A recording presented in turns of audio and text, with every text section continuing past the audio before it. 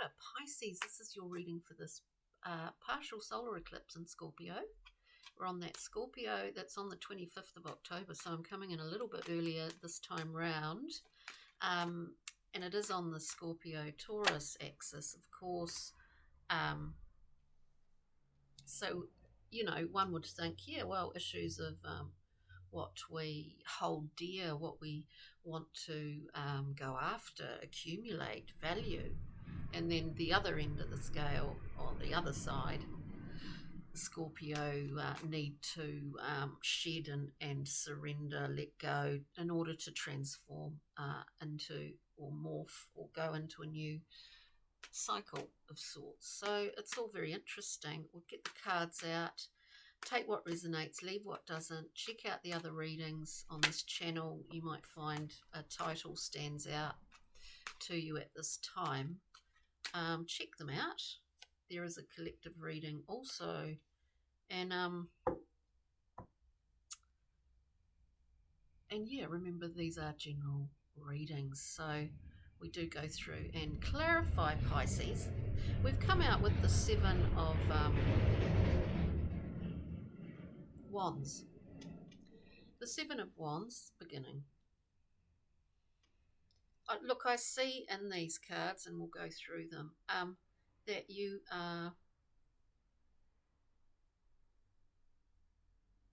more than able to stand up, speak out, speak your truth, stand up for your integrity. You're not fazed by anyone else at all. And this is a wonderful thing. So with the Seven of Wands, it's your, you know, you want to express your, where you stand with things, what your opinions are. You're not afraid to. You don't lose anything by that. It's a nice position to be in. We then have the Nine of Swords. Nine of Swords, unfounded worry, catastrophic thinking can really halt our movement, or sort of, what's the word? We can get stuck in that, in an incessant worry. You know, it's not necessarily useful ever. And I don't see you getting bound by that. I think it is a piece of past. I think it's something that you've experienced in the past, and you're quite aware of, I mean, I hate to say this, but moving forward, just because everyone says, well, moving forward, you know, these days, but we are moving forward.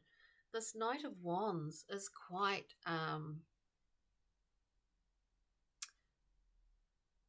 driven. I mean, in the sense of fueled by fires of passion. And quick to change. I mean, all we need is a wind change, and this Knight will go in the opposite direction. Do you know what I mean? There's an element of that to it, if this is making sense. We then move into, as I said, we do clarify, we move into the Six of Cups, an absolutely wonderful card. We move into the end of this line. We've got two sixes. We've got the Six of Cups. We've got the Six of Coin, the Six of Discs. Reciprocity. This is actually about generosity more so. Pisces, you might be getting backwashes of memories that you haven't remembered before. Like just little things, you know, but it might be from when you were 3 or 10 or whenever, a situation, or you were doing something, or how you reacted, how you dealt with the situation, all of those things.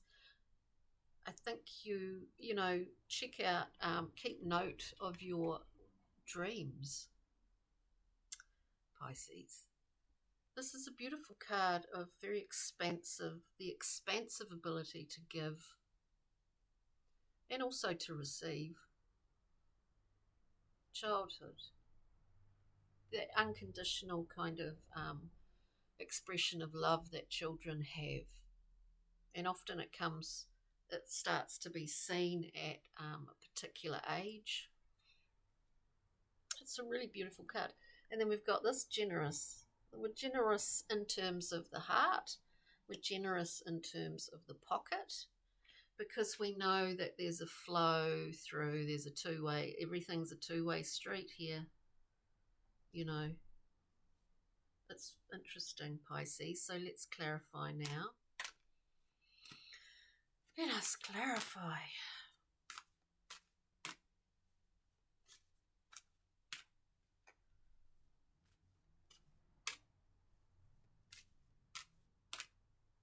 We're looking at the Seven of Wands. Sorry, I just drifted off a bit there for a minute. Seven of Wands. This is you being your independent self. We've got the Nine of Discs. This is the consummate card of self-made. You keep your boat afloat, is what I hear. Independent. This is an independent person. So this standing up for your principles, I'm not being rude about it. I'm just saying what I think. I'm standing up for what I'm about. You know, this is really good, because it's a metaphor for the soul, that, these things that you value, and you're able to express what you value. Let's look at the Nine of Swords in this. Because it kind of seems like, in some ways, the Nine of Swords is such a annoying card because it is about all those, things we worry about, and then afterwards it's like, oh God, I didn't need to,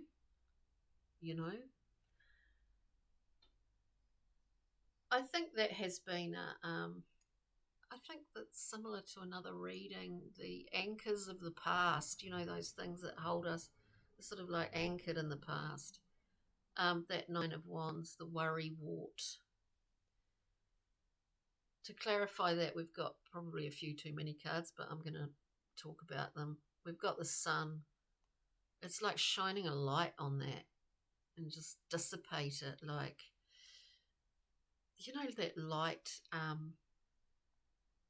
sensitive film, and when you're doing a screen print or something, and the blasting of the light, you get rid of some of that image, you solidify another aspect of the image. It's like a clearing, balance, dissipation, anyway. And then Pisces, we have the devil. We all know the devil. It's all about enjoying, in the Thoth deck, enjoying all the beautiful things that this earthly life has to offer us, but it's also about being on that seesaw in the middle, where we know, like, well, we're getting a little bit too attached here, we're getting a little bit too dependent here. There is this aspect to it. And then we have the Queen of Swords, who just cuts through all the shit without a problem.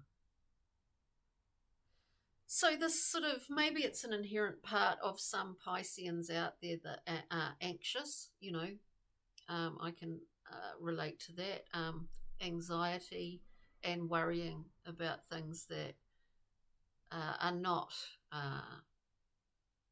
necessarily going to happen. They take our energy out of the present moment. And I think you've worked quite hard to keep your energy in this present moment, Pisces. So that's pretty great. Knight of Wands.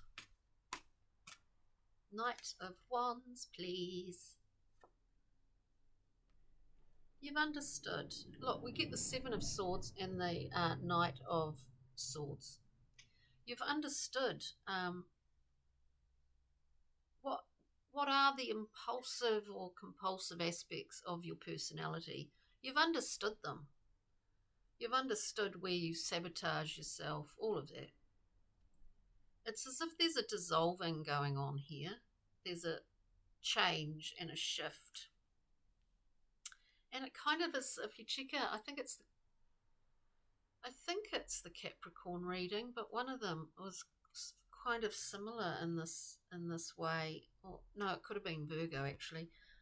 Knight of Swords, very opportunistic, goes for the focused. What is in focus? It's like a target. You just go for it, Pisces. And you've got the Queen of Swords with that level of mental acumen and deciphering to be able to do that at this time. It's pretty amazing. And you've got the heart. You know, we've got the Knight of Cups, beautiful offering here. You've got the heart. We see it here at the end of this reading. Six of Cups. Oh, we've got two cards. Oh, look, amazing. Six of Cups.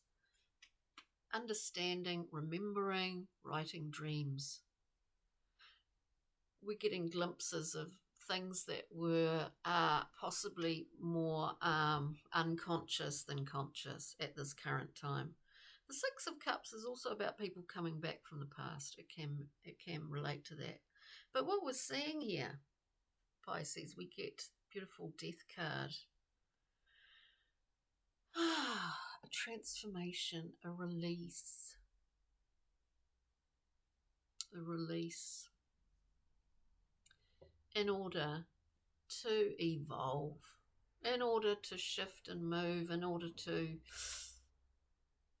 create more balance and well-being within our minds and our hearts, actually. Then with the Six of Discs, this mutual, wonderful mutual card, we get, what do we get? Another six. We've got three sixes here. We get the Six of Wands. This is a winning card. You're kind of on like this trajectory or this, cruising along this path. You're really traversing a fine path, but you're in the flow of it. It's like there's nothing that's really coming forward that's going to tip you off balance. I mean, the Six of Wands is a card about winning and to be seen as a success, actually. To be seen as a success. To be seen, to be respected. So it's really great. Yeah, it sure is. Brian Froude's Pixie and Fairy, we get the Master Maker, we get branded with the mark of the Master. You know, the Maker's mark. Because you have been toiling over the forge, creating, you get sparks, you get burnt along the way, but you also learn what to carry forward and what not to. And certainly the worry card is something we don't want to encourage. But this is about mastery, Pisces, so it's pretty amazing. And just get a rock mineral crystal. Whoa! Excuse me, we get the Stone of Royalty. I think Sagittarius got this. Lapis lazuli. Always reminds me of Egypt. Prophetic dreams, as I was saying, Pisces. Do keep tabs on your dreams and write them down. Releasing anger, serenity and grace. All of those wonderful, wonderful things. Excuse me. On that note, Pisces, thanks for joining me. Take good care. Do check out the other readings. I can't remember what I said at the beginning of this one, so if I repeat myself, forgive me. But do check out the readings if a title stands out to you. Remember, these are general. Take what you want, leave what you don't, and just have a wonderful time leading up to this eclipse time. Okay, Pisces, thanks for that. Bye.